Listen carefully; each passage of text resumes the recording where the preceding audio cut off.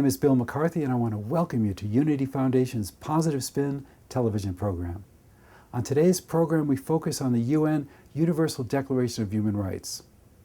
Soon after the founding of the UN in 1945, international discussions began concerning the need to codify the basic rights of all human beings.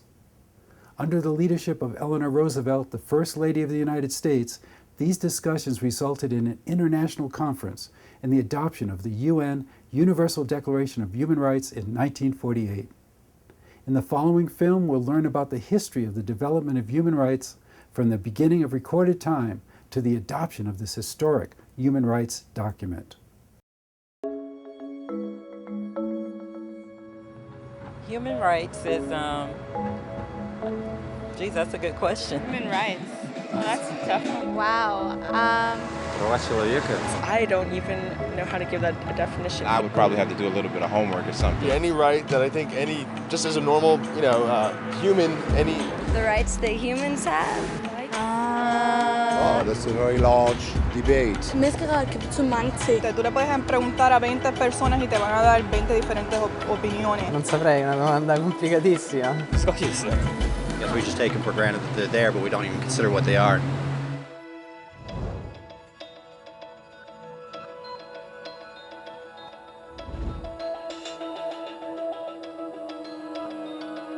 Human rights are the rights you have simply because you're human. It's how you instinctively expect and deserve to be treated as a person, like the right to live freely, to speak your mind, and to be treated as an equal. There are many kinds of rights. Most apply to a certain group. But human rights are the only ones that apply to absolutely everyone, everywhere. That means kids, old people, poor people, basketball players, garbage men, rappers, teachers, Africans, Indians, Albanians, Christians, Muslims, Kabbalists, atheists, your mom, your dad, your next door neighbor, and you all have the exact same human rights. In other words, they're universal. But the question remains, what are they? Name the human rights? What the human rights are? The right to live. Equality between all peoples. Right to religion, the right to... Is there supposed to be a list somewhere I should be aware of? According to the United Nations, there are a total of 30 human rights, which are usually lumped together and called simply human rights. They're all listed out in the Universal Declaration of Human Rights, which is the world's most widely accepted document on the subject. But it was a long time in coming. At first, there were no human rights. If you were in with the right crowd, you were safe. If you weren't, well, you weren't. But then a guy named Cyrus the Great decided to change all that. After conquering Babylon, he did something completely revolutionary. He announced that all slaves were free to go. He also said people had the freedom to choose their religion, no matter what crowd they were a part of. They documented his words on a clay tablet known as the Cyrus Cylinder. And just like that, human rights were born. The idea spread quickly to Greece, to India, and eventually to Rome. They noticed that people naturally followed certain laws, even if they weren't told to. They called this natural law, but it kept getting trampled on by those in power.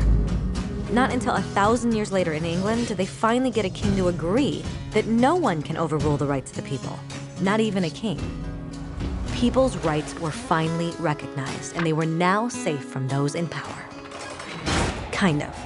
It still took a bunch of British rebels declaring their independence before the king got the point that all men are created equal. Which isn't to say he liked the idea, but he couldn't stop them, and America was born. The French immediately followed with their own revolution for their own rights. Their list was even longer, and they insisted that these rights weren't just made up. They were natural. The Roman concept of natural law had become natural rights. Unfortunately, not everyone was so thrilled. In France, a general named Napoleon decided to overthrow the new French democracy and crown himself emperor of the world. He almost succeeded, but the countries of Europe joined forces and defeated him. Human rights was again a hot topic. They drew up international agreements, broadly granting many rights across Europe. But only across Europe. The rest of the world somehow still didn't qualify. Instead, they got invaded, conquered, and consumed by Europe's massive empires. But then a young lawyer from India decided enough was enough. His name was Mahatma Gandhi, and in the face of violence, he insisted that all people of Earth had rights, not just in Europe. Eventually, even Europeans started to agree. But it wasn't going to be that easy. 2 world wars erupted. Hitler exterminated half the Jewish population of Earth in horrifying Nazi death camps. And all told, 90 million people died. Never had human rights been so terrifyingly close to extinction. And never had the world been more desperate for change. So the countries of Earth banded together and formed the United Nations. Their basic purpose was to reaffirm faith in fundamental human rights, in the dignity and worth of the human person. But what were human rights? Were they the proclamations of Cyrus, the natural laws of Rome, the declarations of France? Everyone seemed to have a slightly different idea of what human rights should be. But under the supervision of Eleanor Roosevelt, they finally agreed on a set of rights that applied to absolutely everyone. The Universal Declaration of Human Rights. The French concept of natural rights had finally become human rights. So, in summary, at first, only a few lucky people had any rights, until one of those guys decided, hey, other people should have some rights too, which was great, except not everyone agreed. And it only took a few thousand years of fighting and declarations and more fighting until everyone finally agreed that human rights should apply to everyone. And they all lived happily ever after. Except for one little problem.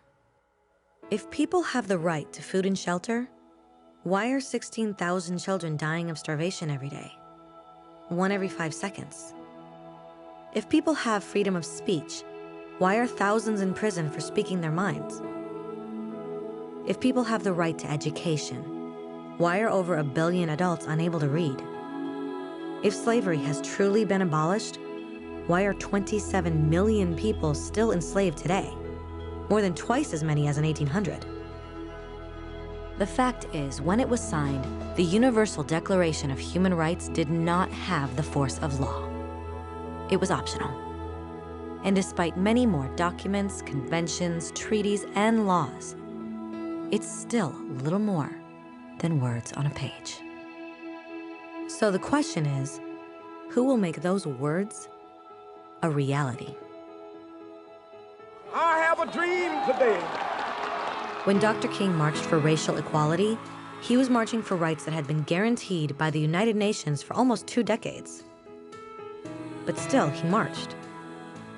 When Nelson Mandela stood up for social justice in the 1990s, his country had already agreed to abolish such discrimination for almost 40 years. But still, he fought.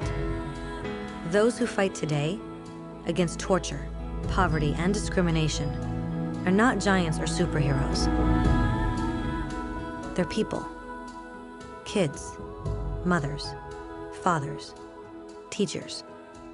Free-thinking individuals who refuse to be silent. Who realize that human rights are not a history lesson. They're not words on a page. They're not speeches or commercials or PR campaigns. They are the choices we make every day as human beings.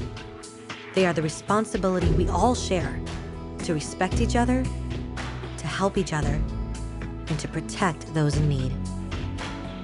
As Eleanor Roosevelt said, where, after all, do universal human rights begin?